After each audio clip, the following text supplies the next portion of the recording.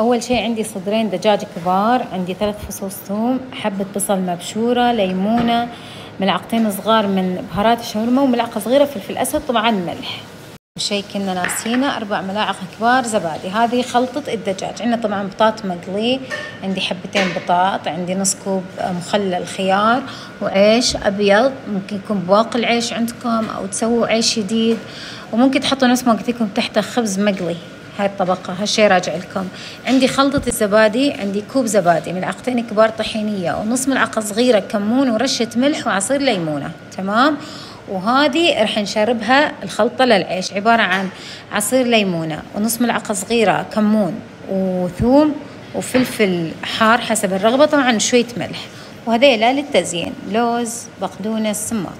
أول شي رح نحط على الدجاج الخلطة قلنا عنها، والليمون والثوم، نقلبها. وابي كسرت الصحون. نقلبهم قلبتين وعلى النار. انزين حطينا شوية زيت زيتون، الحين راح نحط الدجاج. انزين طبعا لا تنسوا الملح، في كل خطوة في ملح. الدجاج يتحمر شوية عندنا، خلينا نحمره شوية زيادة يكون جاهز. ما شاء الله شي خلاص بيرفكت. يلا نبند النار. شو نسوي؟ نحط فوق البطاط، وبطاط منزلي، البطاط اللي تشيها شي يكون عرفتوا اللين. لا تحطوا معاه بطاط المثلج، لا طعم ولا لون ولا ريحة، والمخلل وخلص.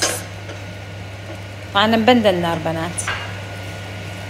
رح نجهز الخلطات. أول شيء الخلطة اللي رح نشرب فيها العيش. تمام. حطينا الأشياءات، وفي شيء كنت ناستنه، الخل. عندنا شوية خل، ملعقتين كبار خل، وملحة،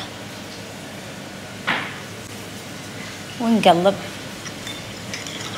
وهذه خلطة الزبادي، ونحط شوية ملح، ونقلب. إذا حسيتوها ثقيلة زيدوها شوية ماي.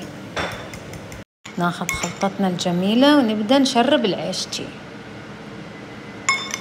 ناخذ الصوص اللي سويناه ونحط فوق العيش، ترسوه، وفوقه راح نوزع خلطة الدجاج. نرجع نحط من خلطة الزبادي اللي سويناها. على النار حطينا اللوز مع شوية سمن نحمره. يا شي اللوز صار بيرفكتو. يا سلام سلم. مع شوية سماق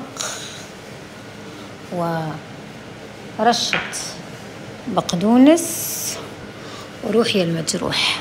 هذه الأطباق التي تصنع يومنا وتغير يومنا وتخلينا نبتسم. بس تعال لازم أوديكم جولة في الصحن. تعال نغوص. أيوة نغوص.